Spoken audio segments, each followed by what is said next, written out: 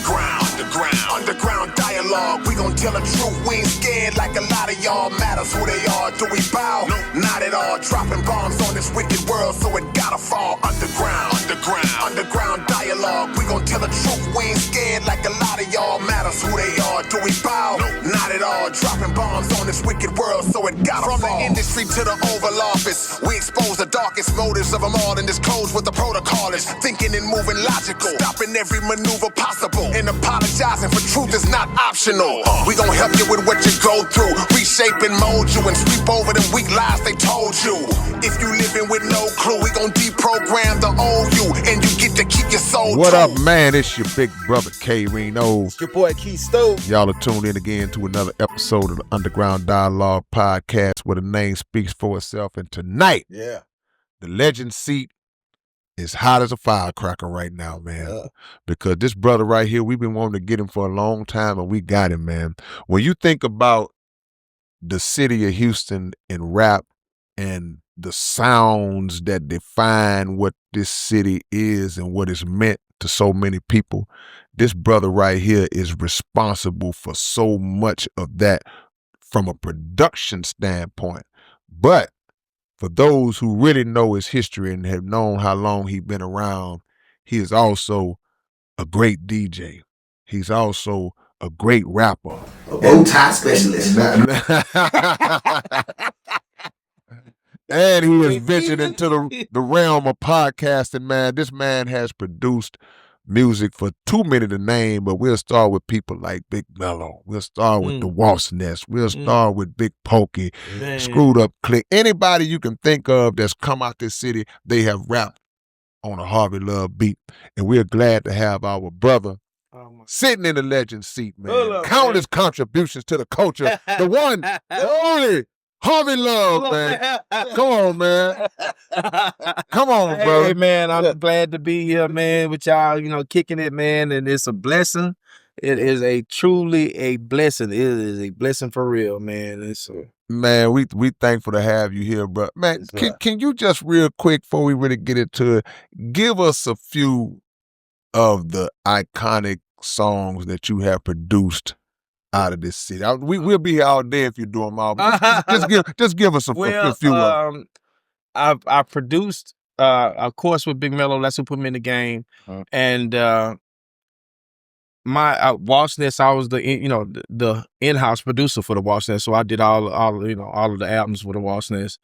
But my most popular song, my most successful song, and it's also his as well, is Big Pokey's Who That Man, Who That Yeah, man. And I ended up doing like probably seven songs for Big Pokey.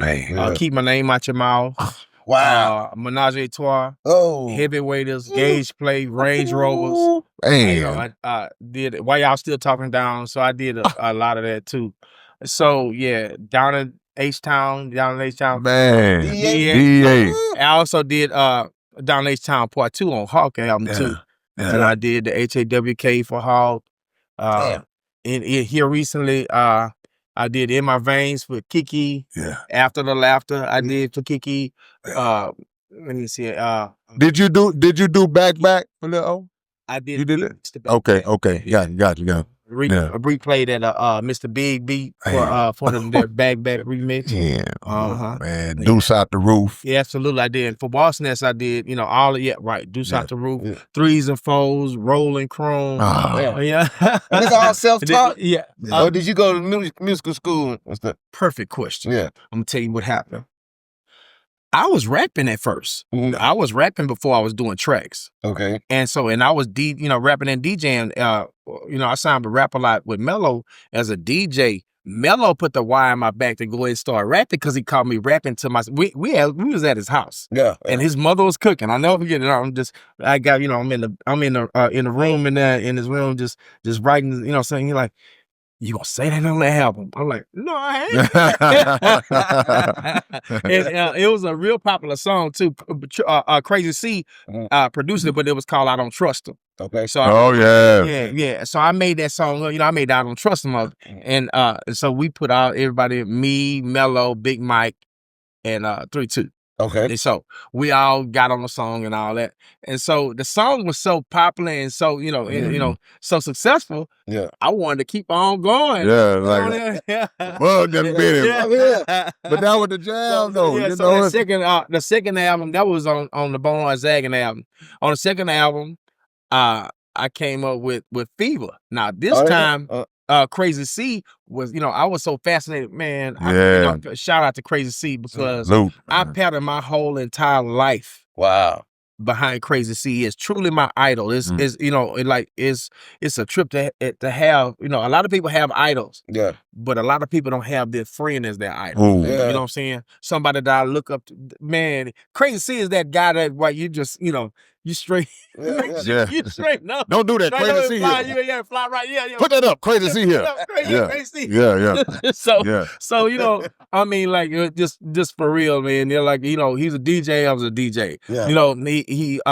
He produced them Yolanda Adams show.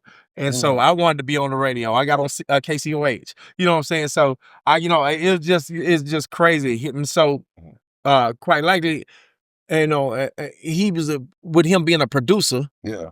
Evil City too. Already. You know what neighborhood he from? All right, man. That shit. I'm in the club. So absolutely. So with him being a producer, I used to always be at his house, and I was just so fascinated by what he could, by what he could do with that keyboard. Yeah. So I'll never forget, it was EPS 16 plus. And if you've been in the game a while, that's right. The keyboard I'm talking about. That's EPS right. 16 plus with, because the next one was the SR 10. Yeah. And but he had that EPS 16 plus, and so man, he would do so many different things with it. I'm talking about, I started back when you used floppy disks. That's right. You know what I'm saying? That's right. The youngsters you know about that. So he was doing it, and I was just so, man, I was just amazed. I was amazed at what he could do. Mm-hmm. And so I wanted to learn. So I would do that. Man, I was like, man, I want to learn how to do what you're doing. Yeah. He said, man, no, like it was no problem. So fast forward until I get my next song on the Funk With Your Mind album, which is the next album. Second Big Mello. Yeah. Okay, so we on Rap A Lot. We was on Rap A Lot for the Bonehard Zagging album. Then the second album is the Funk With Your Mind. So I did a song called Fever. You give me fever. You and I was just talking about taking the training wheels off. Right. So him, teaching me how to produce, and I didn't even know how to put the hook in the song. I didn't know what sequence changes and all that. Yeah, right, sequence. Yeah. Exactly. I didn't know how to sequence a song, like the main verse, the intro, the hook, back to the second verse. You know what I'm saying? I didn't know how to do none of that. Mm-hmm. So he taught me all of that, and I picked the song I wanted to, take the training wheels off on. Okay. And so it was a war song. We redid this war song, and I made a song called The Fever. Right. You know what I'm saying? And that's how I did Fever. I did the verse, and it was just hot. You know what I'm saying? It was just a hot song. And it was it made it like a short. It was like a verse and a half or something like that. But it was just more for me. I wanted to get them training wheels off on doing tracks. Okay. And so Crazy C taught me something. Like when I'm into producers now, I tell them the exact same thing Crazy C taught me. That's it. I can teach you how to push these buttons. I can't teach you how to feel. You know what I'm saying? I can't teach you what bass line you hear in your head and all of that. And so this is when I knew that I had got it. I knew I had got it when my reality caught up to my imagination. And what I mean by that is if I can imagine it in my head, you can produce it. I could play it exactly like I hear it up here. At first, I used to hear beats in my head. By the time I finished with it, it'd be still a cool beat. It ain't exactly like I want. Exactly. Yeah. Now, if I hear anything, I don't care what it is in my head, I can play it. Wow. And it comes from just just like a chef can taste food and tell what's in it. I can hear something. I don't care if it's on the radio, wherever. And I can play it over and over and over to myself till I got it and just put it down. Yeah. You know what I'm saying? For real. If you correct me if I'm wrong on this, I always felt like it was 3 ways that producers produce. And I don't know if you ever thought about it. I think about, because just me as a rapper dealing with producers either have a library of beats that they already had just made. They don't really have no purpose to them. I just got these beats. Or they'll have beats that they make with a particular artist in mind. Like, I'm making this sounds like a such and such beat, I can give this to him. Or they'll sit down with an artist and build something on the spot. Is that something that you, how you lay yours out, or it just naturally kind of comes like that, or what? All three of those, you're absolutely correct. Because I've had people to come to me and tell me about the idea that they have, and I'm like this, and then I finish it out. Right. I might have something that I usually have a few tracks and stuff like that that I already have to the side and all that. And the reason it being is because even though I'm a rapper, this is gonna sound really crazy, but even though I'm a rapper, I'm not feeling them. And what I mean by for me, you know what I'm saying? I feel them as a track. It might be a jamming track, but you wouldn't pick it. I wouldn't pick it for me. Right. And my thing is like me, Harvey Luv the rapper and Harvey Luv the producer, I promise you, is two totally different people. Yeah. And I made myself understand that just because it's not for you doesn't mean it's not for him or her. Yeah. You know what I'm saying? So I just put the track together, make some jamming, grooving music, and let the chips fall where they may. You know, somebody may pick that or what, and people, because I have a recording studio on a recording studio, and people, and some people come with their own music. I'm just recording them and, mixing and mastering for them. But they'll always ask me, "Hey, man, what the tracks at? You got some tracks?" And I'll let them hear the tracks. And they always pick songs that I wouldn't have picked for myself. I don't know what nobody up tempo, slow tempo. I try to do everything that comes to my mind. If I hear a song I like, I'll be like, man, because I go to clubs and stuff like that. A lot of people, go to the clubs, to have parties and, jam and all that. I go to the bar, give me a drink, and just get by myself and study. Yeah. Whenever a club, because I'm a DJ too. Right. So it's two reasons when I go in the club. When I go in the club, I'm trying to see what is it about this song that's making everybody, oh, you know what I'm saying? If it's just the lyrics, okay, I get it. But if it's that track that's banging and all that, I'm like, okay. I'm never gonna copy somebody's music. Yeah. But I know what instruments are going, like I told you about the chef. Yeah. I know what instruments are going in there. I know what that tempo is like. Yeah, so when I get back to the lab, I gotta stay with, that's what all these years, 33, almost 35 plus now. Crazy. That I've stayed relevant because I continue to study, and I always continue to reinvent myself where I gotta keep up. You know what I'm saying?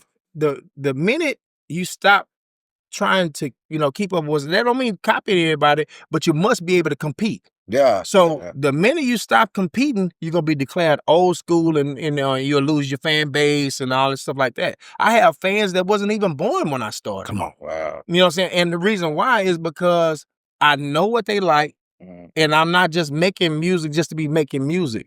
I'm also making a living as well. So I gotta, keep that in mind when I'm producing music. You know what I'm saying? Right. So it's not like, oh, y'all own this, I'm gonna do some of that. No, it's just that I'm gonna make sure that I make music that can get played at the same time that can get played or wherever that's getting played. Yeah. You know what I'm saying? Yeah. So I'll study. Like I didn't know how to do like the country rap tunes at first and all that kind of stuff like that. Yeah. So I'm like, okay, that's really kind of a mixture or a blend of a country vibe with rap drums.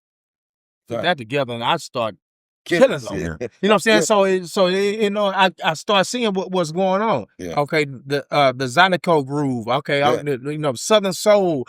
Whatever that is out there, I'll just get with I'll get with get myself in the corner and just listen to it and see what goes in it. You know what I'm saying? Yeah. And then just start to go from there. Now this is how this is how I said all that, and I would be remiss if I didn't mention God. Yeah. I have to say this. God has blessed me, and remember, okay, you and I talked before we even before we even start rolling. And I said, you know, God can, the way that God really trains you is he takes your help away. You don't have nothing to call on but him. Yeah. And so I need, you know, after a minute, Mello and I were still friends, but wasn't in the group no more and all that. So it'll be hard to just keep getting or being over there with Crazy C and all that, and, you know, and stuff like that. So now I had to learn on my own, and I've been in this game. Let me show you how God is in it and continues to be. I've been in this game 35 plus. I've made money in this in music every year, been relevant for 35 plus. Every single year with no fall off. Yeah. And cannot read a sheet. Come on, man. Come on, man. Come on, man. But you know I what? can't read, you know what I'm saying? And I can play totally from ears, totally from God. You know? That was a time, wow. I'm assuming 5,000, 20,000, 100,000 years ago. Music has been around for so long. That was a time where it was no such thing as a sheet. Yeah, exactly. Where everything started here and was done here. So the ear, and like you say, the feel is the origins of it anyway. Absolutely. And what I do know, and God gave me this talent. Nobody taught me this either. I know music theory. And I do know that it's 12 notes on every octave. Whatever you do with those 12 notes, that's your music. Come on. And so I learned how to put those 12 notes together in chords or you know what I'm saying, or whatever. Whatever I had to do with them. And it started making sense. And once it started making sense, I started feeling, you know, like Crazy C taught me, I can't teach you what to feel, man. You know what I'm saying? That's on you. That's your assignment. So, you know, and one day, to just expound on that, one day I'm in the studio with Willie D. And so Will just working on some music, you know, working on some, you know, he letting me hear some stuff and all that. I was letting Will hear some tracks. Yeah.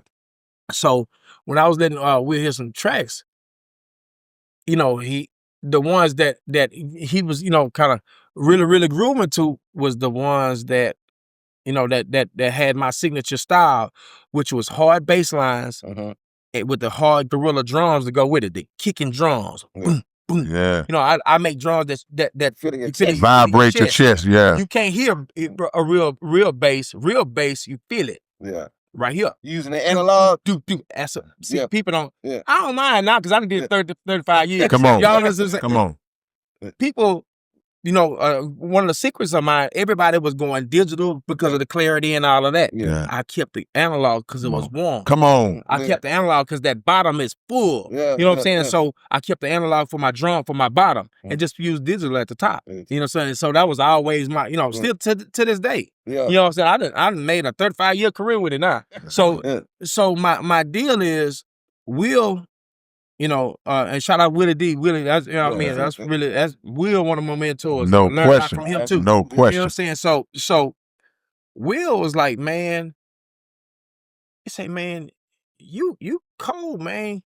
With that come down shit, man. You cold with that come down music, man. You know, like coming down the aisle. Coming down, if you listen to threes and fours or who they're talking down, that's me, you know what I'm saying? You know, that kind of stuff like that. So say, man, you the king of that come down music. Like the come down king. There it is. So Will, when it did, and so I thought about it, I'm like, in my mind, I say, I am. and you know, and I wasn't talking about I'm the king of that music. I'm talking about that name he just gave me. I didn't know it. That come down king. I've been hashtagging it ever since. And then all of a sudden it started catching. It became a brand for me. And now, you know what I'm saying, like what, 10 years later? Yeah. You know what I'm saying? It I mean, it's me. You know, I go in the grocery store, people, you know, even we don't know my name. Come down, king. Come down, king. Yeah, exactly. And so it just the CD came. Right, yeah, exactly, man. Exactly. And so I started learning then how good brand recognition was. Yeah. You know what I'm saying? Because your brand will outlive you. Yeah. And so it's like, man, everything is brand like even like today. I have just coming named Finesse. Finesse is my name of my studio.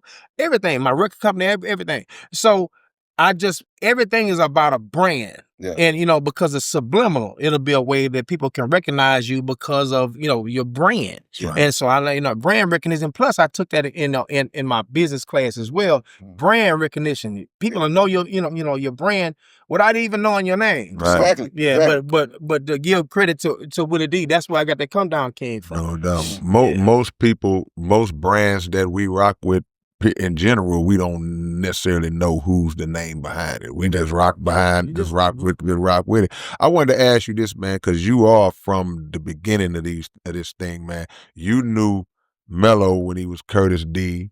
When we knew him when he was just beatboxing and doing all this thing. It's like, so when Mello signed with Rap A Lot, were you under contract too? Absolutely. And so, okay, so y'all all signed. So it wasn't, correct me if I'm wrong, it wasn't a Big Mello as the artist signed to Rap A Lot. It was the Bonehard. What it was, man, y'all asking them. This man, stuff that I always wanted to tell people. Yeah. Mello was in love with Frankie Beverly and Maze. Right. You know what I'm saying? So it was like, remember it was Maze featuring Frankie Beverly. Right. Gotcha. Mello, Gotcha.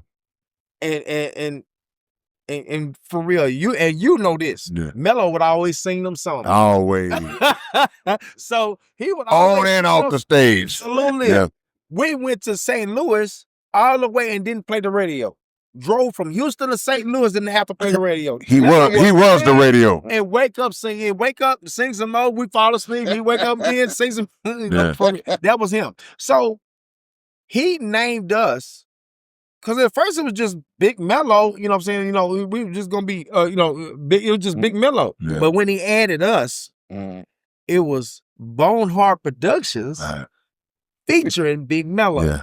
You know, playing on that Frankie Beverly vibe. Yeah. To give Yeah. Frankie Beverly, that's where he got that from. Okay. Yeah. So that was like, man, I was like, he said, man, y'all good. I said, yeah, that's live. Yeah. We loved it. Yeah. It was all a group, Bonehard Productions, but featuring him. Because he was the artist, the actual artist. Yeah. Because and you got to think, I was just DJing at the time. I wasn't, rapping. He the one put the rapping wire in my back. You know what I'm saying? Yeah. So absolutely. And all this was before I was producing anything. Talk about your DJ roots. My DJ roots, man. I started at 8 years old. That's 8 years. I was at 8 years old. I was 8 years old, and I DJed from my mother's club. This is how it happened. I'm 8. My mother didn't have a babysitter. She owned a club. She didn't have a babysitter. So she had an old pool table in the back that she wasn't using anymore. I used to have to go sleep on that pool table. Yeah. You know what I'm saying? After do my homework, sleep till late hours of the night until, the club closed and all that. And we lived in Third Ward. I'm from Third Ward originally. So right there across the street from the YWCA. And so we used to live in these apartments called Brock's Manor. And we go, which is still out of date. So we live across the street. And so it was easy for me just to sleep on the pool table here now and all that. So in an effort to give me something to do, keep me busy or whatever, not let me just be on a pool table every day. Yeah. I used to be fascinated by, back in the day, I know I'm dating myself by saying this. Back in the day, you only had a DJ on the weekends. Back in the day, you used to have in the winter, live DJ. You know what I'm saying? That was a big thing. To have live DJ because it was a jukebox to begin with. Right. So anyway, I was impressed. I was impressed by this DJ named Wild Child. And he, I was like, can you teach me how to do that? And not knowing, just like with Crazy C, not knowing this is God's way of giving me a gift that will take care of me the rest of my life. Man. I just did a part of the other night. You know what I'm saying? I every week a part of you. So my deal is he my mother got him, teach him how to do that and all that. So now at this time, I'm probably about 9 or 10. I even took a picture on Facebook while I was the DJ at a club at that time. And I'm like 10, about 10 years old, 10, 11 years old. So I'm DJing and my mother's selling alcohol. So it's really illegal for me to be in there. Yeah. Right, exactly. That's why a lot of my friends don't have a lot of recollection of it because they couldn't get in. Yeah. So I'm DJing, but here's the twist to that. Police and everything was calling each other, people, calling their coworkers and everything to come see me because I'm such a phenom at that age to be telling people, y'all come on, get up there. And all that kind of stuff because they taught me what to play and all that. And so, and I'm a little kid telling everybody to dance and everybody getting up dancing for me because they want to jam with me. Yeah. And I start getting good at it. Yeah. Then all of a sudden, I think Watch I had some ailments and stuff like that. Because first he'll be DJing, then he'll let me DJ. Yeah. He'll DJ, to keep the party going, then let me DJ. Yeah. All of a sudden, I became the main DJ. Wow. Like Michael Jackson with the Jack and Man, exactly. Turntable. Exactly. And man, I started really, really doing it. Yeah. Then at this time, hip hop is coming, it really started to get strong. Yeah. Now I'm scratching and I'm doing all this kind of stuff like that or whatever. My mom, the club ended up closing, but I stayed in hip hop. Yeah. Mm-hmm. So I kept DJing and I used DJ parties at St. Mary's, DJ parties at the YMCA on Wheeler. So I started, it was just going down then. Yeah. And church called St. Nick's. I'm just, DJing everywhere then, because my cousin Kenny, because this thing about it, I'm in school, so I'm DJing house parties and everything. I'm going around, So at that time, I started just really going. I didn't go to Madison until I moved to the Clark, which was for 9th grade. Yeah, So, but all the way up to 8th grade, I stayed in 3rd Ward. So. And man, I'm DJing all, that's why all my people in the 3rd Ward, they know, I used to DJ all at the game rooms and all the house parties. We, me and my cousin, Scratch Master K, we grew up as cousins. OG. We grew up as cousins. He ain't my blood cousin, but he was always like a cousin. Yeah, man. But he taught me too. And King T put the icing on the cake. King T, play like a funky piano. That King T. Yeah. He used to, people don't know that he was the one DJing at, one of the DJs at KTSU. Yeah. You know what I'm saying? He was Terry T. Yeah, Terry T. Right. Yeah, I used to have his records and everything. He used to give me records and everything. He had Terry T wrote in the middle of his records. Yeah. And so he taught me a lot. Man, he was one of the best, man. Yeah. So my DJing roots came all the way from that. And I stayed in it even, what I was mostly, when I was with Mello, like a show DJ, doing all this flashing and scratching and all that kind of stuff like that. Now, when then I let that, chill, whatever, to start producing, when I'm producing and all that kind of stuff, took over. And I was doing the production, I laid the DJ, not really laid it down, but I didn't do it as much. Yeah. Here, about 10 years ago, I started back DJing because DJ Tricky C put me into it. And I started club DJing then. I started getting back in the clubs and doing all that now. So that's why I still do it now. Yeah. So I've been doing that for, shout out DJ Tricky C. Yeah, absolutely. Man, you know what? One of the coldest producers gave you the highest praise, bro. I saw where Mike Dean said that you was the reason that he was able to get his foot in the door for Houston rap. Wow. So if it's not for Harvey Luv, it probably wouldn't be a Mike Dean. Wow. Yeah. So I'm sure you've heard that. Like what was your thoughts on that? Because Mike Dean went to the mountaintop. It's just how me and Mike Dean hooked up, man. It was crazy. Okay. See, I was with Rap a Lot, with Will. I hung with Will, Face, and all that. This before the money. Right. You know what I'm saying? We broke as a joke. You know what I'm saying? For real.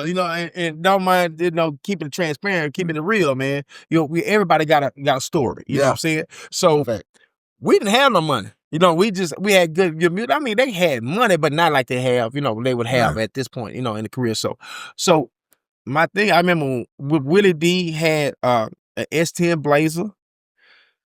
Scarface I mean, and I know, like he said we was gonna talk about this. Yeah, let's go. But I'm saying like me and Face. Face, to show you about the time in our life. Face had an old school BMW, man. Yeah. And we were going to Tiffany place. We on Fudger. That's when Beto staying over there. Yeah. I think it was like whatever those apartments were, right past Belford Southwest. Yeah. Right there next to Bally's and President First Lady on right off of Belford and Fudger. So we over there.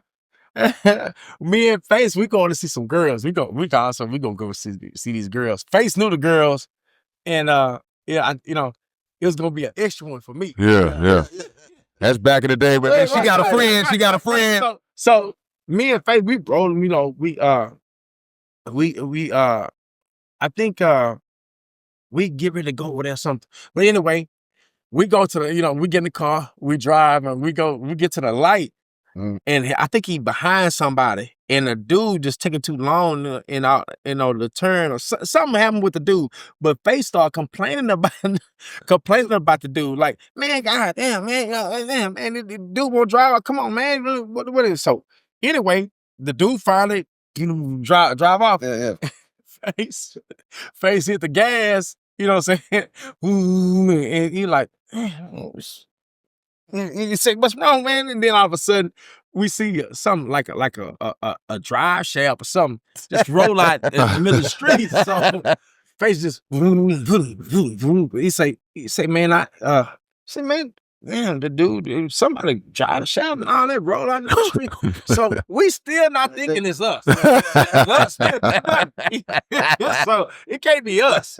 So we just sit there. I say, man, you don't think that ain't us, is it? He say, nah, man. He say, man, these stuff, I mean, like top notch speed. Yeah. Ooh, and the car ain't moving. Y'all going school zone. He say, man, that is us, Man. And man, you know what I'm saying? So it's like, man, I remember that story too, like it was yesterday. I feel too vividly. You know what I'm saying? So it's to show you where we were financing. Right, You know what I'm saying?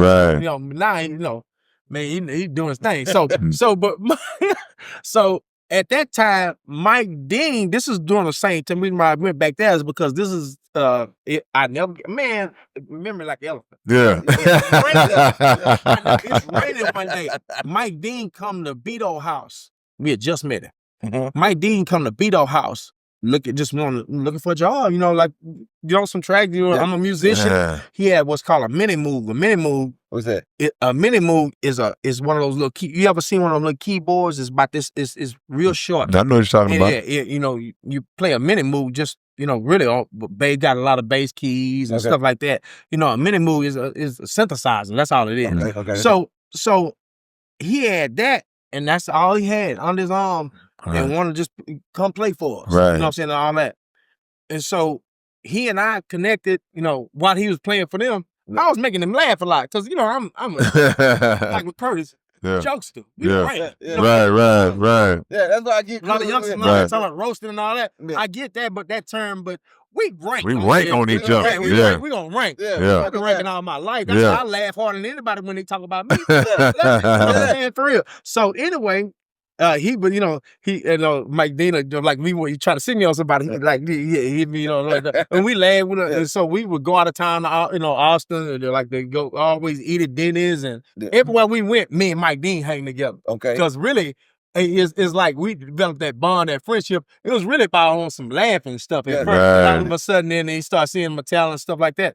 But just to make it clear to everybody witnessing this podcast, if you look back and do your history, Big Mello, that Straight From the Clock remix is the first song that Mike Dean has ever done for Rap-A-Lot. Okay. For real.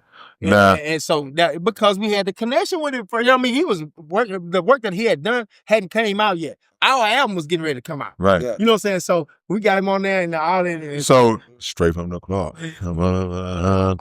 We from the club. So Mike Dean did that. Got not on the album. Okay. The remix. Okay. I got you. Dropped that single with the radio version of. Okay. And man, all them keyboards on that. people don't know, Mike Dean is like a Cotton Wolf. Yeah. You know what I'm saying? Like Dr. Dre, you know, like Mike Dean can play just like him up in there. Yeah. He can play anything in the studio. Turn him loose. Yeah. Like Prince. Yeah. Mike Dean Yeah. can, and True musician. Absolutely. Yeah. Absolutely. Man. You know, and man, Mike Dean's a bad boy. Man, you messed my head up one time when I was at your studio because you pulled out a piece of equipment and that you still have, and you say, man, this is the very equipment that Mind Playing Tricks on was produced on. He had the exact. I got it's ASR 10. Yeah. And what it was, I bought Doug King old equipment. But it was a different it wasn't the. It's not one of what it's called a rack mount. Right, okay, the rack mount. Yeah. You can put it in a rack. And I got the actual equipment that a lot of those classics was made on. Hey. And then, you know, they trying to, hey man, I pay. How much you think that would be? Not that you're gonna do, but if you just put that on line and say, and you can authenticate this is the exact Mind Playing Tricks.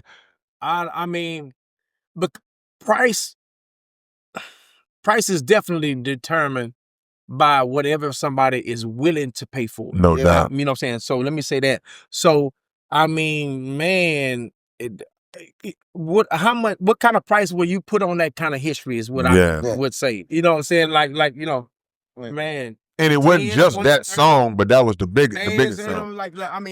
But for me, you know, just like, okay, prime example. Okay, for myself. Yeah. I have the very first keyboard. Still working on it right tonight. Yeah. When we leave here. Yeah, exactly. I still have the very first keyboard that I started with. That I did Roller Chrome, 3s and 4s, Who They're Talking Down. I did it on Facebook, just, you know, on IG, I think. Recreated that right just live, just from my memory. Right. I recreated that live it's on a post on you know, with that same exact keyboard. Right. That's that super. You can hear them key clicking. Yeah. Those suckers used to be by that thing. Oh, they look. Yeah. How'd you get that rack mount? How did it come into your possession where now Harvey Luv owns this very? Because I bought Doug King. See, Doug King was one of the producers on Rap. And Rap a Lot, yeah, I remember that. Okay, and then Doug King went and started doing okay, you know what I'm saying? He got out the game. All this stuff, right. Wow. So I you know, I got there before they did. Well, so because me and Mello was already in the studio, right? You know what I'm saying, and stuff like that. So yeah. Well, let me ask you this: was you getting it because, hey man, I just want the equipment? Was you thinking about the historical? No. But you know why? Because at that time, it wasn't that long after it had been done, so it wasn't as valuable. Oh, gotcha.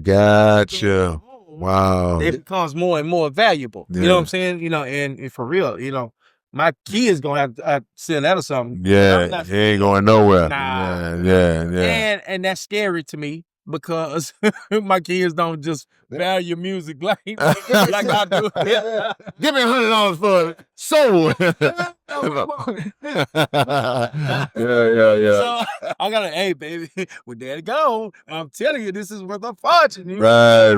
You know, I gotta sit them down and preach to them a little bit, you know. But yeah, man. I mean, it is really, you know, what somebody is willing to. Yeah. What do you see that the worth in that as? Absolutely. You know what I'm saying? It's that kind of thing. Absolutely. Talk about your studio though, because I always wanted to know, like, how your parents help you? Did they help you with that when you had like in the back of the house like that, and you just built that bad boy? And my deal is, by the time my mother knew what was going on, you know, it was already built. You know, and my mother, you know, like, what's this in the back of my house? Yeah, exactly. You know, but the deal is, this is what happened. Man, you know, the tough about that, I paid the house off. You know, I just started off. Okay, I paid the house off in 2000 I paid the house off in 2003. Mm-hmm. So, after that, I'm getting the house painted. I'm getting the house painted and all this. My studio used to be in my room. You don't know that. You know what I'm saying? My studio used to be in my bedroom. I just had a bunch of equipment there. No clothes in the closet. You go in there, you want to rap, go in there. Right now. That's the booth. You got a one-take jack because you get hot in there. Right. You better come out of there one time. Everybody a good rapper. Everybody gonna come. You ain't gonna make too many mistakes because you're gonna be in there like sweating that. Oh my God. So anyway, I'm getting let me just say this part here. Every time that that is something for me to have. I know I'm talking about God a lot, man. Hey, but it's just fine. Let's go. Because every time I try to tell somebody what happened, it makes me realize that had it not been for God, that made that way for me. Because what happened was I'm getting ready, to do songs, and I'm doing this and the guy that was doing my, painting my house was telling me, man, it wasn't even my idea. All I knew is I had to ask God for it. God, I wish I had a studio. If I had a studio, man, oh wow, man. A lot of people, are able to do things because they got a studio they can go in. So, ask God for it, didn't even think about it no more.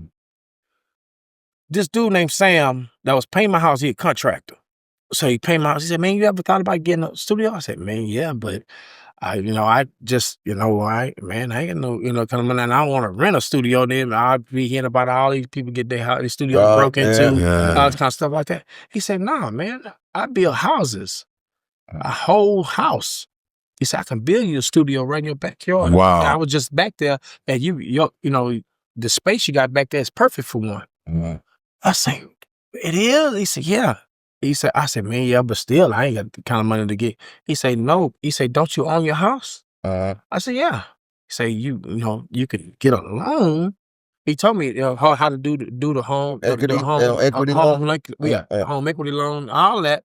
And plus, I had money from producing. I just put with it, you know what I'm saying, or whatever. And so I went in, borrowed against my own money, and the whole process. So I got the studio built. Got the electricity ran and all of that. So that was half of what it is now. I ended up doing more music and all this kind of stuff and all that. Made sold some tracks to a guy. I made $22,000 on one deal. Man, come on. I'm ready. The whole other half of it. Now it's the big studio that it is. Right. And my thing is, I had no knowledge of how to do that. Neither time. That's how I know that God has blessed me at every step of the way. That's right. Every time that it was time for me to do something, God always stepped in and showed me somebody that can help me get it done. There's nothing that I've ever owned, gained, or attained that God didn't help me. Come on. Because he would always put somebody in their path and say, oh, Harvey, just do it like this. And they come out of the blue. I don't know, you know what I'm saying? For real. My house, the cars, everything. Yeah. My music career, my job. Yeah. You know what I'm saying? I'm working for the Urban League, and I was there for a whole different reason. I just asked, my supervisor, because me and him, relationship too, and that's why I teach all my clients. I know I'm all over the place with that, but that's why I teach all my clients. You leave all your employment, your jobs, and all that in good standing, because you never burn that bridge. Back. All I did was ask him, was there anything, when any openings, anything? He said, oh, yes, indeed, man. I didn't think, and everything, one thing led to another. Yeah. Put me right back in the spot, the better position, everything. Like I was telling you, flying me around, just, I'm in leadership conferences now. It's just, man, who am I to deserve any of that? Come on. That's how I know, for real. Let me ask you this. When did God tell you, when you was coming up, to put all that paint on your face in that video? I don't know if God... Hey, now I'll tell everybody coming here, Now you just said you like the way. Get him. Yes, absolutely. Get him. Yeah, absolutely. Hey, what's going on here? Yeah, man.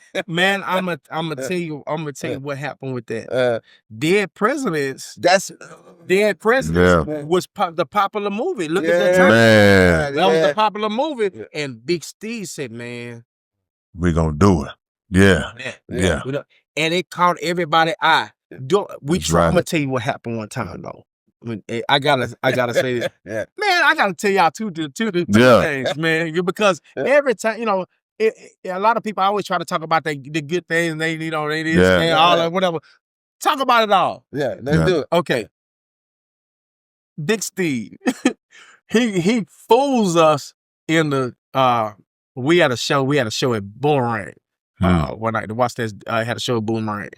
So we come out there in the faces. Now it's live. Yeah. They come out there in the faces, but I see what a lot of ladies go through when they wear that makeup and them hot lights, them hot club lights. Oh my God. Oh, they're melting, boy. Looking like a bad birthday cake. You want to choke, Steve? Man, what you man? The stuff burning my face. Spending boomerang. Trying to act like, oh man. Yeah. And so, man, we try to, we give like a hell of a show. We all over the place. We get loud, but so man, we couldn't wait to get to that. And so I'm like, man, that's that's like when them shows like was doing keeping the real goals right. Yeah. Like, another time, this story is Mello used to hate for me to tell the story. I got to tell y'all this Big Mello story. Funk With Your Mind was gonna come out that Tuesday. Yeah. The album. We performing on Saturday. So it's me, Mello, and like the squad. But I don't think Crazy C went. It's me, Mello, and Sleepy and Lester Pace. Okay. So and Lester go trip too. But we in a place in Dallas called the Bomb Factory. Yeah. I think it's the Bomb Factory. Whatever that. But there's a big old warehouse where I used to stay. Whatever. But it's us and Too Short. Yeah. Oh, that's good. They don't really know us too well because the Funk With Your Mind, all that kind of stuff. That hadn't been out. All we had was Bonehard's act. So anyway, they in a hurry to see Too Short. They ain't really. Y'all ought to act right before Short? Okay. It's just us and Short. Oh, that's it. Okay. They ought to see Short. Yeah. We just surprised them. We down to opening that. So it's a guy.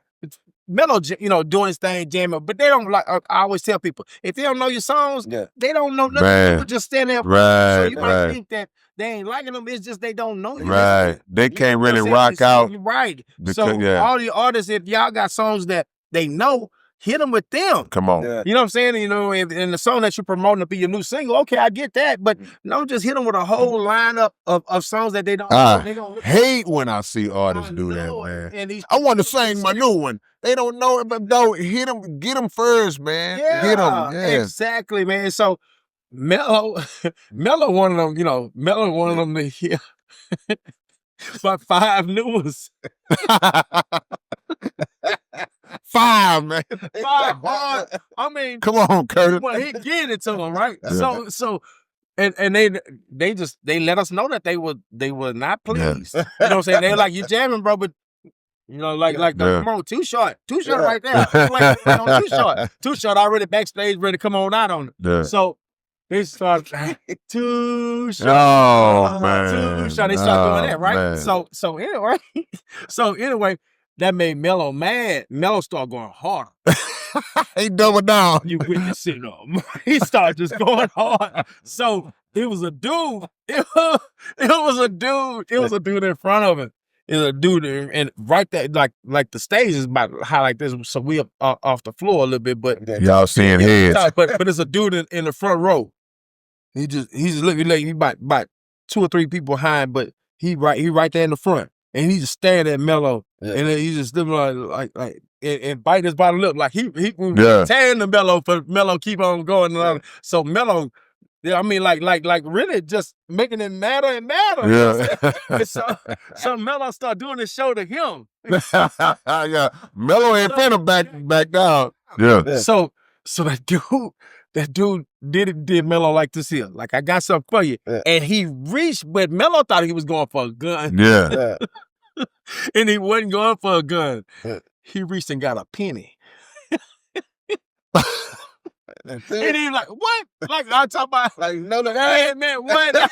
I'm talking about, I mean, a fastball. Like Nolan Rhyme. It hit Mello in the stomach. And so, man, with a penny. And I'm behind Mello. It scared me to death. So, because I saw him reach too. Yeah. I'm doing ad-libs. I'm all backstage doing my ad-libs. So I see Mello just jump like the seal. And he said, man, he get mad. He doing his lyrics because he don't want nobody to see us, whatever. So I go to Les. I said, man, I think my mic.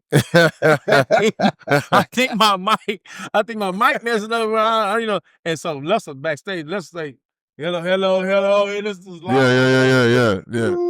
Yeah. So he like, man, get your scary ass out there. So I get back out there and man, and so Mello like, that's it. He slammed the mic on the floor, and he was mad at me for, you know, look like I'm trying to get off the stage and all that, man. But they used to hate them kind of stories, man. Yeah. You know, it's like that. Hey, man. What we was talking about earlier.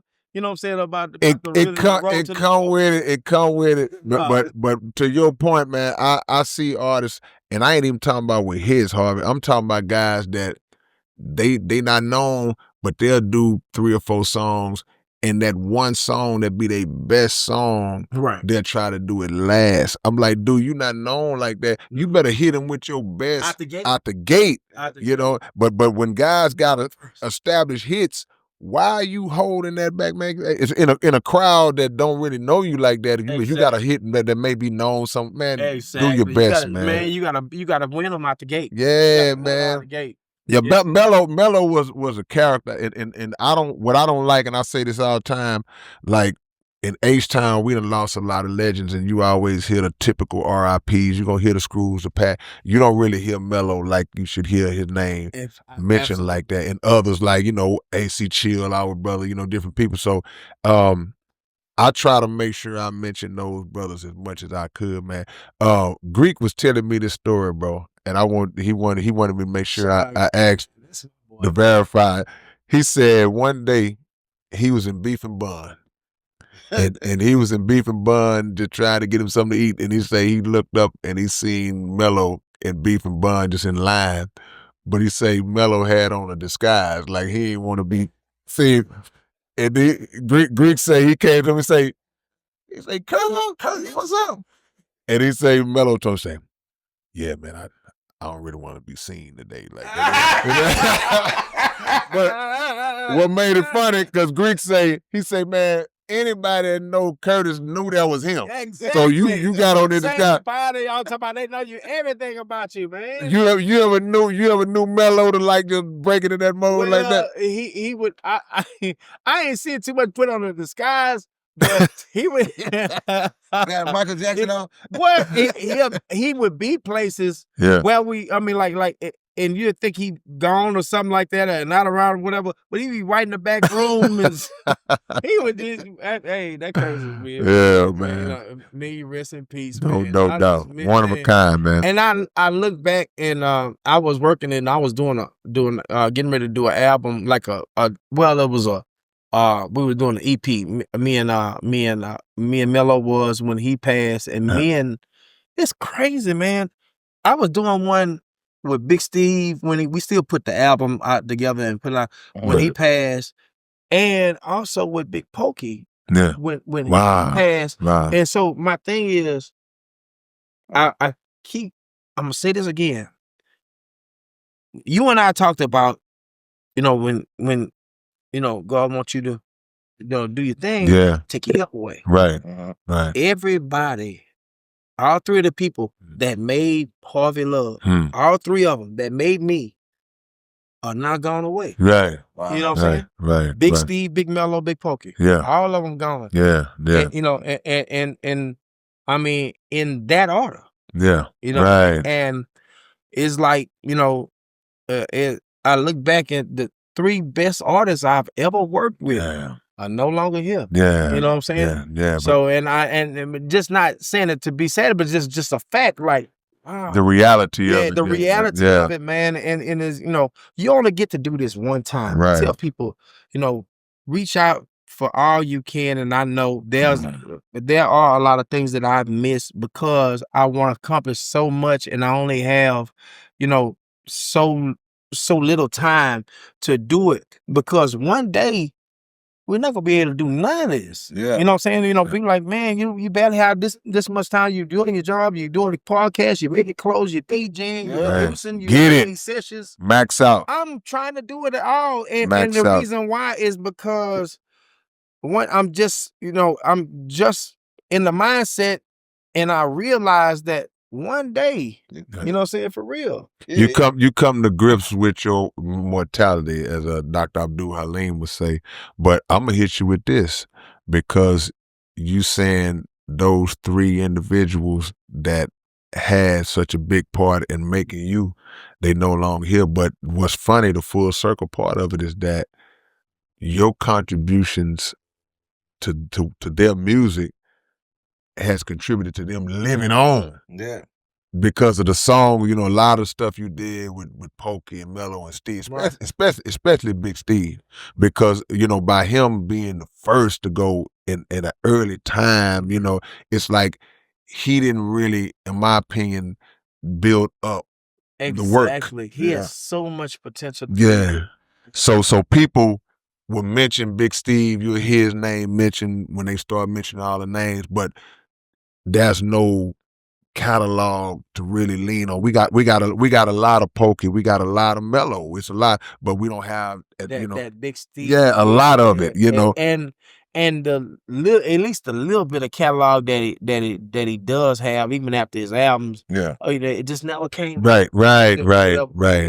Just, man. Yeah. That guy was he was really on his way. Yeah. You know what I'm saying? So yeah, but you know, it's a blessing, bro. You have transcended just time in this game, bro, and like you were speaking about reinventing yourself and these things of that nature, and I think that the fact that you wear so many hats, man, has contributed to that, because if they outlaw DJing tomorrow, okay, I can produce. If they outlaw producing tomorrow, I can rap. You know what I'm saying? They outlaw that, it makes sense. Yeah, whatever the case is, I can engineer if I want to. So you have set yourself in a position to where no matter what happens, you're gonna always be able to eat and do your thing in this space. Exactly. From Rap A Lot to Woss Ness, what was that transition like? And because I know by the time you got to Woss Ness, you probably had so much experience just from the Rap A Lot day. How did that benefit you moving on in the Woss Ness day? Question. The way that it benefited me was because JC, and shout out to JC. Shout out to JC, he was, you know, a lot of people believe, you know, talk to, man, believe in you, man. You're going to do this and whatever. Yeah. He was the only one, not 2. He was the only one that believed in me with his money. Right. You know what I'm saying? You know, to believe in something, you know, which, you know, in words and encouragement. Give you a pat on the back is one thing. Yeah. But I will give you my hard earned. Yeah. Is a whole different ball game. Yeah. And by him doing that, he made me the household producer for the Woss Ness. Yeah. I've produced for one person here, one person there. Yeah. I've never produced for about 3 or 4 egos at one time. So he's in personalities, you know what I'm saying? 3 egos, and you want something like this. Oh, you would like a song like this. You like a song like this. Yeah. And together we want something like this. Yeah. So now I'm forced to have to grow in my art. You know what I'm saying? And also with me producing the whole entire project, now I gotta do a song from a song to the next song, and they can't sound alike. Yeah. So now, you know what I'm saying? You know, he doesn't know how much he grew me. Yeah. as a producer. Yeah. Because in doing that, it made me able to produce for anybody. Right. You know, like recording of whatever you like and stuff like that. Right. He's a DJ. Right. Yeah, Right. I'm thinking in your DJ skills help you to do that. We'll go from one song to the Absolutely, next it song. did. Look at Dr. Dre. Yeah. You know what I'm Man. saying? Because once again, like I was saying before, like when I go in a club and do things or whatever, like we go to go do a show and all of that, and we, you know, before the show is always the DJ rocking and stuff like that. I see what's making the club jump, and I see what kind of songs are making the club jump. Okay, we can do one there. Yeah. Without, you know, because I can break it down in my mind and see what instruments he used. Use these hard drums. That bass line was kicking. He kept that tempo going like that. So, you know, I can just listen to a song and I almost pretty much tell what tempo it is, and you know, I can be in that range. And when I get back, I can just play it in my mind. I can just, you know, I think I've been doing music so long. Music, even when I'm at the Urban League, music is in my mind all the time. It's just. It's just a rhythm. If I'm sitting still, you know, I just tap the dance. You know, it is what it is now. You know, my mind always thinks music. So because I've done it so long. It's always a what you call a metronome. Right. A metronome is going off. Yeah, exactly. That metronome is always going off in my head. I can't sit normal like other people. Like when we sitting here doing part, but I'll hear the tick. You know what I'm saying? It's just, you know, and first I used to think it was crazy, but now I just know that's who I am. It's a gift. Let me ask you this: when it comes to producing, like nowadays, did you incorporate any of the AI tools or any stuff like that now? Or what do you think about that? Because I know nowadays they're making the producer. I'm gonna tell you right. We talked about that too. And I'm gonna tell you what I want to say about that. I don't want to sound like the oh God, get off my Say it. Yeah. Man, are you right? Okay. Say how you feel. Okay. Okay. But my thing is, what is your mission? If you're just trying to get to a groove and sell your groove and jam and make your money, okay, AI, you know, let them do it all for you. Yeah. If you trying to stick to like a boxer, stick to the sweet science, and you know your rhythm and come up, you know, with your artistic value in what you do. I'm that guy. Yeah. Because I get the AI and all of that. You can make AI jam and do all. You can make it do all of that. But on the inside, I cannot take the credit that AI was of something that AI. Come on, man. Yeah. Simply because I'm a programmer. Now at this point, I'm a programmer, not a producer. Come on. Yeah.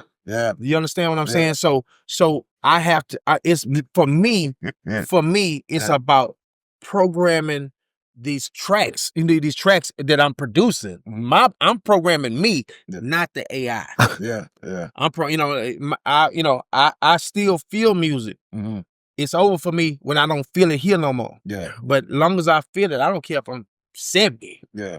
And see, that's what I was gonna say, because earlier you talked about when Crazy C was teaching you about the feel. Yeah. Feel. Yeah. We gotta not lose sight of what the initials AI stand for. Artificial intelligence. Artificial. And these things are created by individuals with real intelligence. Absolutely. So as a producer, you sitting there hands on. This is the, we talk about God, we talk about our creator. This is the prototypical, this is the design. This is the ultimate design. Nothing defeats this. So it's cool. You can hear something, and I may hear it, I might not even know that it's AI until somebody tells me, oh man, that's an AI song or whatever. Okay, that's cool and it's jamming. But the actual feel and experience of sitting down, whether I sat down with Harvey or any producer, or whether Harvey made this on his own and he sent it to me, and I was like, yeah, there's a essence in that to me that only comes from a person.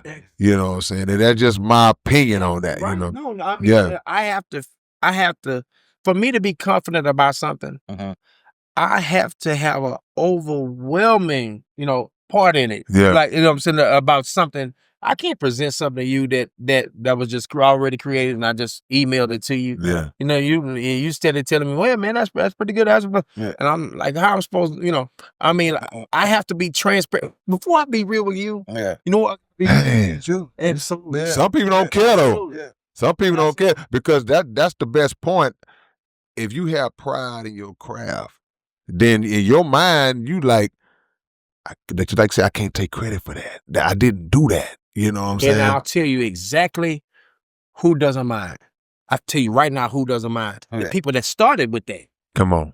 Yeah. If you started with that, you don't. You ain't. If you started with that, you don't know nothing about how it feels to create your own music and to have your own brand, to have your own sound. Yeah. You know what I'm saying? You know, I mean, like to you know, that means something to me when people, you know, the Come Down King and what that sound, because it's simply just the hard beats and bass lines that come together for a groove. Then, you know, like that come down music. You can, you know, like my top tracks. Just listen to them, and you know, I can see myself. You know what I'm saying? Like or either other artists or you know, somebody coming down MLK or coming down Homestead. You know what I'm saying? You know, or you know, just that crack in the concrete. Why you still talking down? You know, exactly. Exactly. You feel me? So you know, somebody, you know, like coming down. Think about it. Okay. I've been in this game. I love making like good beats. You know, like good jam beats or whatever. I'm in this game. What keeps me rolling is to make the hits. Yeah. Hits, you know, is more than just a good beat. It's a successful song. Come on, man.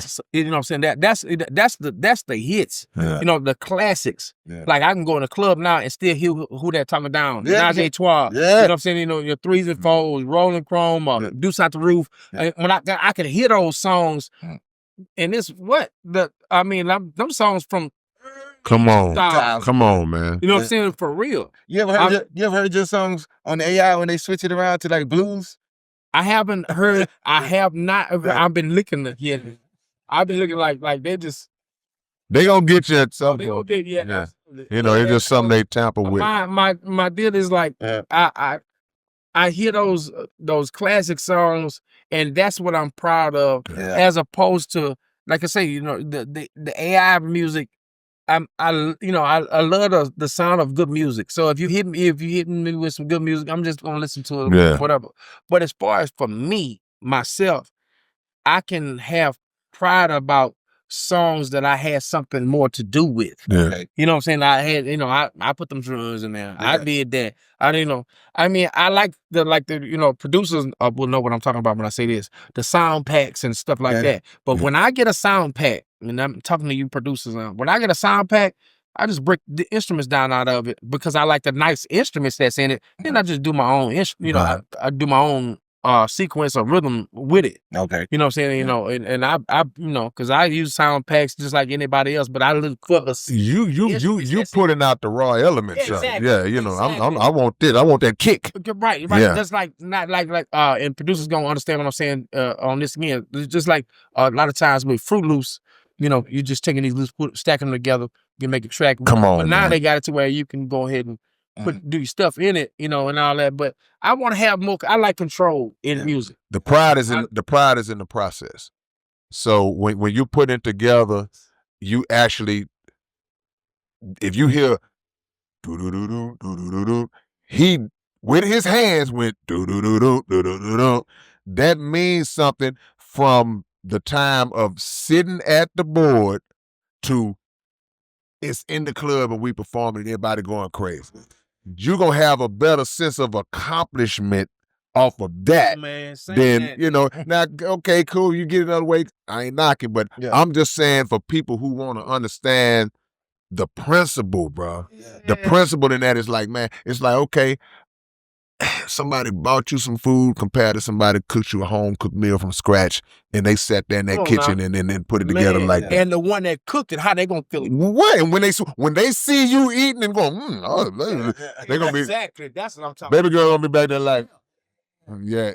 A chef and a cook two different things. Usually what they do, Yeah, they be like, you A, eating that? a painter and an artist. Yeah. Two different things. Yeah. That's exactly what I'm saying. Yeah. Don't take the artistry away from me. You know, I love being an artist. Yeah. You know, I love to get in there and vibe. I'm gonna tell y'all something that we don't, you know, I know for myself, we don't do as much, but we need to. Like we used to do back in the day. We used to have, and you know, because we used to do them together, writing sessions. Yeah. Everybody, you know, nobody would just throw a beat on, everybody writing and up with something, and you know what I'm saying? Because, you know, when we used to do it, like come in the garage and all that, we all be over there, everybody just writing, coming up with something, you know what I'm saying, with Mello and all that. It just a lot of brains at work. That was the only way we knew. Yeah, exactly. You know, and it always ramped up the competitive juices. Because I tell this story all the time about with South Park Coalition. I say this all the time. If we in the room with the beat playing and Klondike Cat sitting in that corner writing, and Nip sitting over there writing, Shout out. and AC Chill sitting over there, in my mind, I'm like, I have no idea what these dudes is putting out, but it is no telling what these dudes are saying. I got to be ready because I'm not finna let you hear what I got exactly on the way. What you got so far? No, that ain't how we do it. No. Like you right your ear. You ain't gonna hear mine till I get in that booth. I ain't finna get a bar. Nah. I ain't finna bring you up to where I'm at. Exactly. If you ain't on your game that day, that's on you. Man, And it's friendly competition. It's brotherly competition. I would rather say that too. Yeah. Because you know, just think about it. Can you imagine having to sit in a room with him and do a song? Yeah. You know it's gonna be fire on this end. So you just gotta do the best you can, my brother. So you know, but it makes the song better too. Absolutely. Because But I'm saying, that's what I'm saying. That's exactly what I'm saying. Like if we sit, I'm like, oh, whoa, no. Whereas normally you've been just thinking you, Yeah. you know what I'm saying, whatever. But he raises the bar because of his, his skill set. And his thoughts, and his ideas, concepts. Yeah. So you don't know what you might just be thinking about. I'm just gonna come down and be real. Right. Things always in some other galaxy. Yeah. and the whole theme of what Harvey been saying, what I'm getting out of it is that if you embrace being put under the pressure, if you embrace being put under the pressure, it's gonna bring the best out of us. You know, some people, the pressure hit and you shy away from it. But if you say, okay, all right, well, I guess this is what it is, it's what it got to be, then it's going to bring the best out of you. Exactly. You know? What did we say about the editing, the film editing, and DaVinci Resolve? Yeah. I didn't know nothing else. Yeah. So I had to learn. So whatever's in front of me, I had to learn it. Yeah. You know what I'm saying? Gotta stick with it. When you have nothing else, there you go. There you go. And when God is helping you get stronger, He's taking your help away. Come on. I told you before we even started the podcast, I said my neighbor, is learning to ride a bike. But her feet touching the ground. Yeah. If her feet is touching the ground, it's time to take them training wheels off. Man, come on, man. Yeah. For real. Come on, man. Come on, man. Plain and simple. And we gonna get you out of here on this, my brother. Greek had me laughing too because he say back in the days, he say your mom used to have them burgers popping. They to sell them hamburgers in the hood. They said it was some of the best hamburgers that known to man at the time, man. Mother's name was I missed them. Crazy. So when I was in Third Ward, man, I used to have to, I almost fight my friends about my mama. They used to call it Greasy Grace. Yeah. Because those hamburgers were so good. My mother had a style of cooking hamburgers, man, that she would cook the onions and all the ingredients and seasons inside. There you go. And so in the what? Inside the meat. She would make the patty, the handmade patty, but all the seasoning is in there. Yeah. So and she was and so if you cook it real fast, you're gonna be able to taste it right. Right. You gotta slow cook it. Yeah. They want to why it takes them long to cook. Yeah. Because she's slow cooking. Yeah. Fire little out of my Yeah. and all of a sudden then she make it crispy around it. Oh. She had a style and then put her buns in that same grease she cooked the hamburger. Man, that bad I boy saw how she did exploding with flavor. Yeah, man. Yeah. Oh my God, man. And she was just amazing. Yeah. I come from two hustlers. My daddy, everybody know my daddy, Mr. Kelly. and stuff like that. Everybody that know that, they know we came from Third Ward. We used to, my mother would sell the cool cups and the hamburgers. Yeah. My daddy would sell the guns, Yeah. shoot dice. Yeah. You know what I'm saying? And so my, you know what I'm saying? So we went to High Clark, same exact thing. Wow. Nothing changed. It's like the next weekend, shop back open. Yeah. You know what I'm saying? Soon we got there and got the furniture in and everything. Clientele intact. I bet people was coming from the trade. It was coming from the trade. I can relate to that because my grandmama used to sell hamburger when I was one. I already know that. Yeah, that's and crazy. Everybody, even in the Clark, that know this, they know that I'm not lying about this. Yeah. Darling Middle School changed the bus route so the bus could stop at my house. 9 latest pickles. Man, that's strong right there, man. That's strong. I learned how to be an entrepreneur. You know, I took business classes, all this kind of stuff like that. My daddy said one sentence that taught me more than I ever learned in any business class. You know, and I used it for my music, everything. My daddy told me, to show you how much of a hustler he was. He said, Harvey, find out what you love and find out who else love it. Yeah. And just sell it to them. Man. Simplistic, but yet high level game, bro. Just find out who else love it like you do. Yeah. Just sell it to them. Absolutely, man. I got one for you. I know I seen you with a lot of great competitions like you and Solo, right? Mm-hmm. But I wanted to know. I love him to death. Yeah, man. Y'all compete a lot. Solo, my bro. But one of the biggest competitions I've ever seen you do, and tell me whoever won this one is, the cleanest between you and Ronnie Spencer. I see y'all used to. Hey, I love him to death. Ronnie the cleanest. Yeah. Ronnie wear suits and just we could be in the turning point. The hole in the wall. Ronnie got on. Yeah. But I remember, hey man, Ronnie too tough. I was in the room once with you and Ronnie, and y'all was arguing about who gonna come down the hardest. Yeah. he just cranks me up, man. Yeah. You know, he put that wire in my back on that dresser, man. Ronnie gonna be clean, man. Man, without a doubt. Well, that's just not my world, man. I'm like, man, but that's a lot of maintenance. Yeah, right. It's like, I'm like, dude, we going into the turning point, bro. You ain't got to put on all that, man. Yeah. Especially if there's a video shoot. Oh yeah. You gonna have a jacket. You gonna see him? Yeah. He going shopping for that one. But you know what, man? It's like I'm proud of you because you have transcended the generations and the eras, bruh. And lately, just over the past few years, I've seen a lot of situations where people have brought you out to give you props and you still perform, still doing shows and all that. So that's a beautiful thing because not many of us who can say we was there in the beginning of this Htown thing, a lot of our brothers and sisters, they fell by the wayside. And a lot of it was because of how the game can kind of rough you up a little bit, you know what I'm saying? So to be able to still be here, still be relevant, bruh, that's a testament to your talent, your gift, your foundation in God.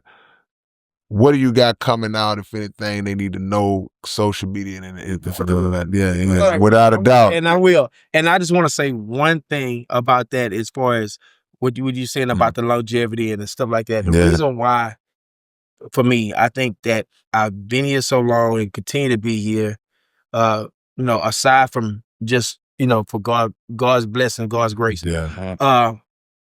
But I love this so much, man. And anything that you love enough is going to one day love you back. Come on. Wow. For real. Just don't love the wrong thing. Come on.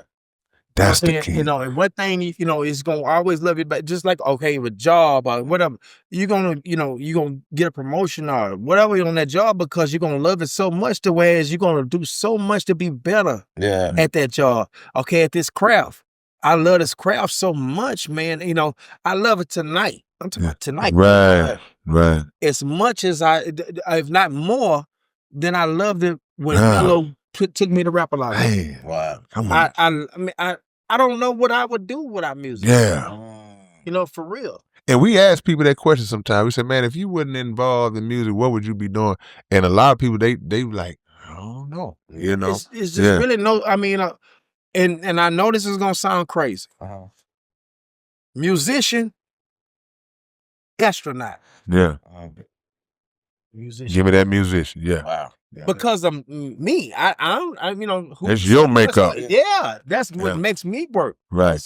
Musician or doctor. Yeah, you know, your musician turn you into an astronaut. I mean, you know, okay, and that's a good segue for what I'm about to say as far as, okay, what do I have going on? I have the organic podcast. Just started it, you know, so I'm just, you know, just getting it off the ground and all of that, you know, so with everything, and as far as seeds that you plant, you gotta water them and let them grow. I tell you like this. I told Kay the same way when we first interviewed him. I said, "Man, you got this. You your personality. You can be able to do this. Yeah, I can see it in you. Yeah, with your personality, no doubt about it. To do this, no problem. Yeah. Absolutely. Yeah. And I just, with me, you know, a lot of people know my story and stuff like that, and I'm always grateful for platforms like this to be able to share my story. But there's also a lot of people out there with stories that need to be heard. Come on. Yeah. So that's what put me on this side of the exactly. too. You know what I'm saying? You know, it's fascinating to hear how they made it.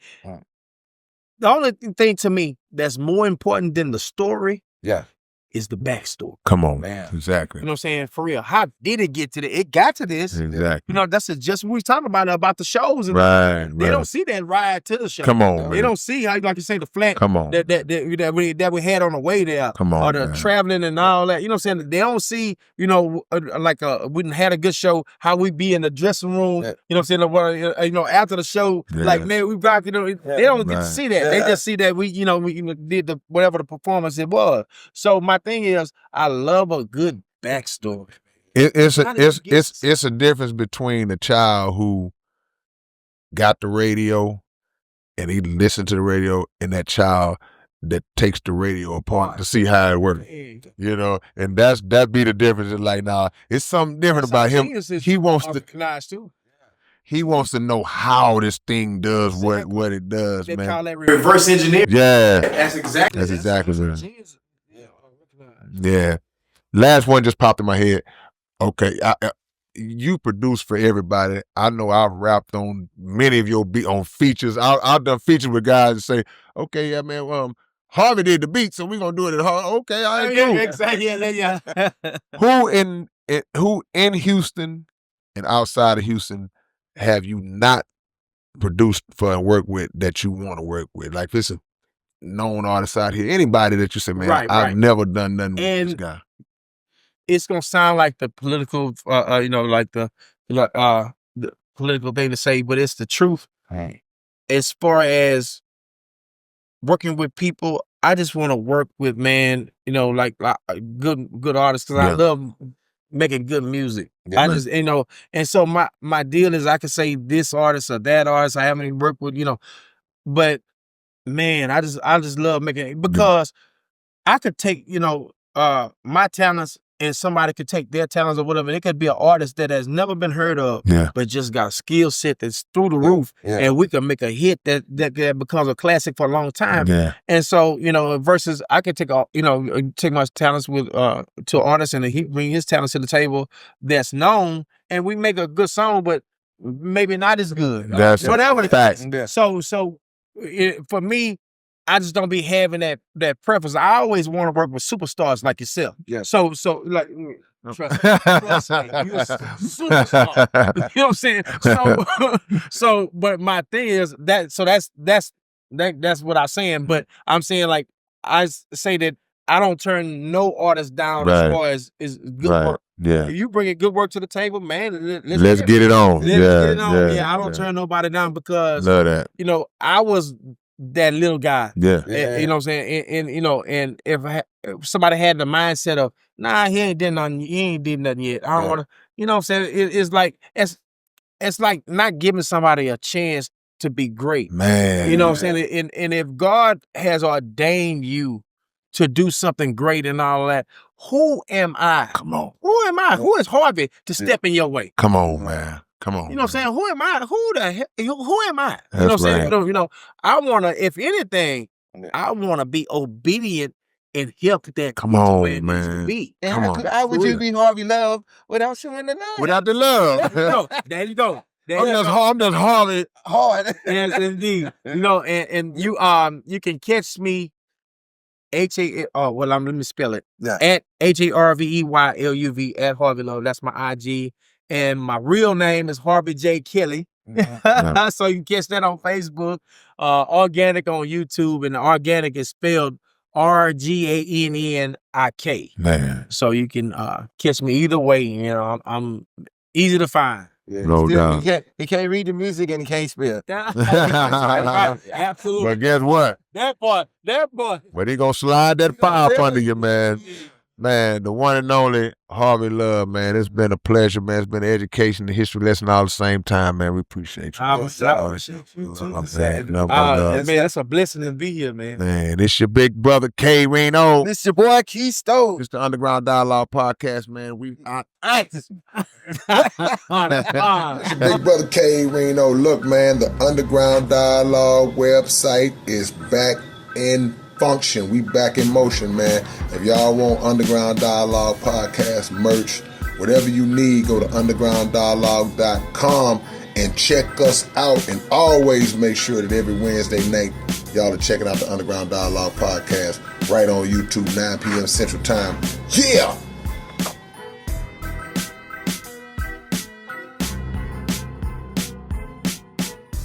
What's up, man? It's your big brother K Reno, and check this out, man. The Underground Dialogue Podcast is offering advertising opportunities, man. You can promote your business, you can promote your video, your song, whatever it is that you have, man. Reach out to us if you're interested in promoting on the Underground Dialogue Podcast. All you got to do is email us at undergrounddialoguepodcast@gmail.com. Get it. What up, man? It's your big brother K Reno. I'm proud to announce that I'm a new brand ambassador to this new brand of clothing and shoes called Bonehard. Y'all make sure that y'all support this. It's already available. Houston-based company, straight out the A. Look at the quality of the packaging itself. We ain't even got to the shoes yet, man. And this is just one pair of shoes, one design. They got all kinds of dope designs of shoes that you guys can choose from. Go to bonehard.biz and find your order, find what you want. Wide selection to choose from, male and female items, and I'm proud to be a part of it, man. Community workers, versatile products, Bonehard, manufactured in Italy. Look at the quality of this box, man. Y'all don't know what it is, man. Catch y'all later on.